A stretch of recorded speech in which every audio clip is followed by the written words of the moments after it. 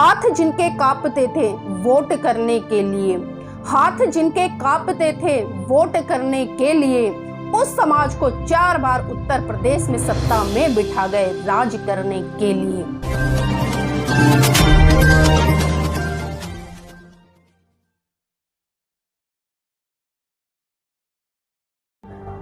जय भीम, नमो बुद्धाय। आप देख रहे हैं एनबी न्यूज 24/7 नीलम बोध के साथ। हाथ जिनके कांपते थे वोट करने के लिए, हाथ जिनके कांपते थे वोट करने के लिए, उस समाज को 4 बार उत्तर प्रदेश में सत्ता में बिठा गए राज करने के लिए। साथियों, मेरी इन पंक्तियों से आप समझ ही गए होंगे।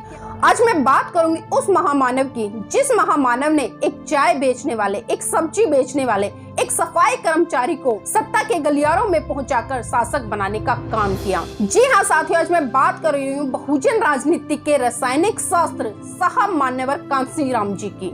साहब मान्यवर कांशीराम जी का नाम कोई नाम नहीं, बल्कि एक क्रांति है, एक आंदोलन है, एक विचारधारा है, और एक ऐसी विचारधारा जिसने इस देश के दबे कुचले लोगों को सत्ता में पहुंचाने का काम किया। साथियों, इस उगते हुए सूरज का जन्म पंजाब के रोपड़ जिले में पृथ्वीपुर गांव में हुआ, जो कि उनका ननिहाल था।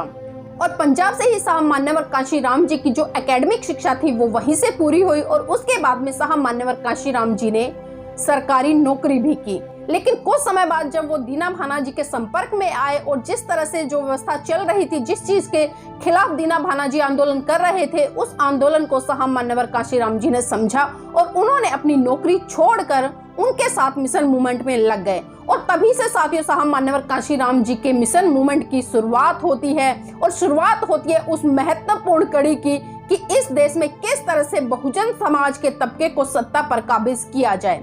साथियों, साहब मान्यवर कांशीराम जी ने वामसेव DS4 की भी स्थापना की, और किस तरह से उन्होंने बहुत बड़े तबके को, जो कि सरकारी कर्मचारी था, उसको संगठन में जोड़ने का काम किया और उन्हें कैडर देने का काम किया।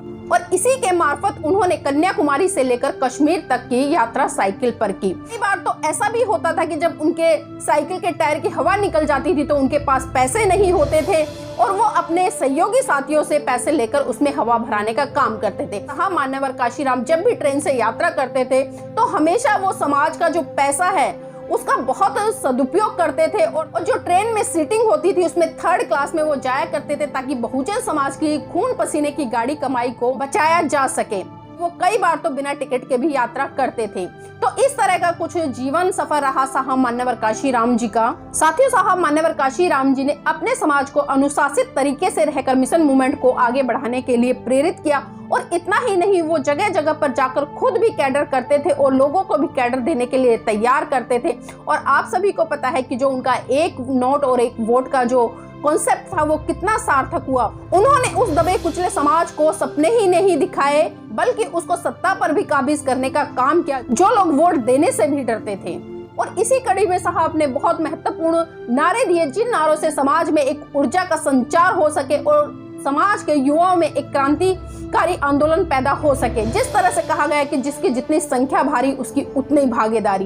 लेकिन आज हम देख रहे हैं कि आज इतनी संख्या होने के बावजूद भी राजनीति में हमारी इतनी भागीदारी नहीं होती है। उसी के साथ साथ में जैसे कि वोट हमारा राज तुम्हारा नहीं चलेगा, नहीं चलेगा। जैसा कि आप सभी भली भांति जानते हैं कि जो राजनीतिक संघर्ष साहब का रहा वो कितना कठिनाइयों से भरा, लेकिन वो कभी भी विचलित नहीं हुए, और ना ही उन्होंने कभी समाज को विचलित होने के लिए कहा, बल्कि समाज को सक्षम, मजबूत और वैचारिक रूप से आंदोलित होने के लिए प्रेरित किया। और इतना ही नहीं साथियों, जिस तरह से साहब मान्यवर कांशीराम जी का संघर्ष रहा, धीरे धीरे वो कई बीमारियों से ग्रस्त होते गए, और धीरे धीरे 2003 आते आते कई बीमारियों ने साहब को घेर लिया। उनका काफी इलाज हुआ, कई जगह उनको दिखाया गया, लेकिन जो बीमारियां थी वो इतनी गंभीर हो चुकी थी कि साहब उनसे उबर नहीं पा रहे थे। और साथियों, यही कारण रहा कि 9 अक्टूबर सन 2006 को साहब मान्यवर कांशीराम अपने इस देश के बहुजन समाज तबके को रोता बिलखता छोड़ गए, और उनके लिए बहुत बड़ा काम छोड़ गए कि आपको देश की सत्ता पर काबिज होना है और अपने लोगों का बड़े स्तर पर भला करना है। और जैसे कि साथियों हमें पता है कि उनके बाद सबने संकल्प लिया और सभी ने एक आह्वान किया कि साहब कांसी राम तेरा मिशन अधूरा, हम सब मिलकर करेंगे पूरा। जैसे कि आप सभी जानते हैं कि 9 अक्टूबर को साहब मान्यवर काशी राम जी का परिनिर्वाण हुआ और इसी कड़ी में इस बार लखनऊ में भी बहन कुमारी मायावती जी की बहुत बड़ी जनसभा होने जा रही है और साहब मान्यवर काशी राम जी का परिनिर्वाण दिवस मनाया जाएगा। और इसी के साथ साथ साथियों मैं बता दूं, आप आवाम की हिस्सेदारी व सत्ता में परिवर्तन के तहत साहब मान्यवर काशी राम जी के 15वें परिनिर्वाण दिवस पर भारत की राजधानी दिल्ली में भी प्रातः 9 बजे तालकटोरा स्टेडियम से लेकर रकाबगंज रोड तक साहब मान्यवर काशी राम जी के लिए संकल्प यात्रा का आयोजन किया गया है बहुजन समाज पार्टी दिल्ली प्रदेश की तरफ से।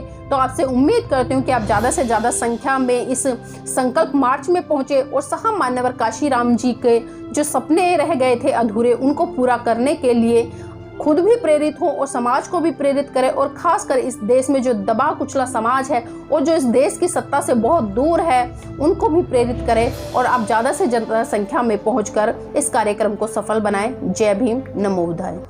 मेरा चैनल, आपका चैनल, समाज का चैनल, देश का चैनल NV News 24/7 को आप लाइक करें, सब्सक्राइब करें और ज़्यादा से ज़्यादा इसकी वीडियो को शेयर करें ताकि हर खबर को मैं आप तक आसानी से पहुँचा सकूँ।